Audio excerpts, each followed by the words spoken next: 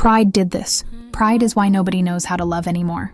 Pride is why everyone is unbothered and secretly rotting. Pride is why this generation is surrounded by people and still dying of emotional starvation. You don't have standards. You have fear in a Gucci trench coat. You don't have boundaries. You have walls reinforced by podcasts and Cope quotes. You don't have confidence. You have fragility screaming in all caps.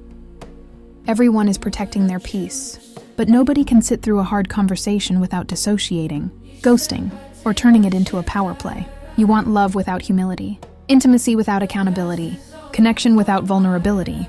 That's not self-respect. That's emotional cowardice. Man, this is where it went wrong. You were told pain makes you weak. You were told softness makes you prey. You were told empathy makes you expendable. So you amputated your own humanity and called it masculinity. You learned how to grind, dominate, detach, and posture, but never how to feel without shame. So now you're lonely, not single by choice, not focused on the mission. Lonely, and instead of admitting it, you swallow red pill poison that tells you, women are enemies. Love is a transaction. Vulnerability is manipulation. Intimacy is submission. You didn't become powerful. You became emotionally radioactive. No one can get close to you without getting burned. Red pill didn't save you. It exiled you. They promised you control. They sold you domination. They fed you superiority complexes wrapped in evolutionary buzzwords. And now look at the outcome. No emotional fluency. No conflict repair skills. No long-term bonds. No family stability. No inner peace. Just podcasts, porn, rage, and alpha affirmations whispered to men who cry alone in their cars and call it discipline. You were taught to win arguments instead of build relationships. You were trained to conquer women instead of understand them.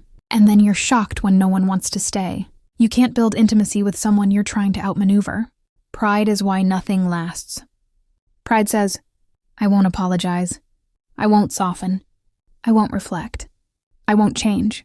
So every relationship becomes disposable. Every partner becomes replaceable. Every rupture becomes an exit instead of a repair. You don't break up because it's toxic. You break up because your ego can't survive being seen. And here's the part no one wants to hear. If every relationship fails, the common denominator isn't women's society or dating apps. It's you choosing pride over growth, again and again. The loneliness epidemic is self-inflicted. You don't lack options. You lack emotional adulthood. You don't lack attraction. You lack the ability to be safe to love. People aren't leaving because you're not enough. They're leaving because you're unreachable. No one wants to build a life with someone who treats vulnerability like a weakness and conflict like war. Here's the truth that shatters everything. The strongest men apologize without collapsing. Listen without dominating. Love without controlling. Stay when it's uncomfortable. And that terrifies men who were taught that power means never bending. But intimacy requires bending. Repair requires humility. Love requires you to put the armor down and risk being known. Pride keeps you safe. It also keeps you alone. Final warning. If you don't unlearn this now, here's your future. More money. More solitude. More resentment. More they all leave stories. Less joy. Less meaning. Less human connection. And no amount of alpha branding will save you from dying unloved. Because at the end of the day, no one is impressed by how untouchable you were. They remember who was brave enough to be real.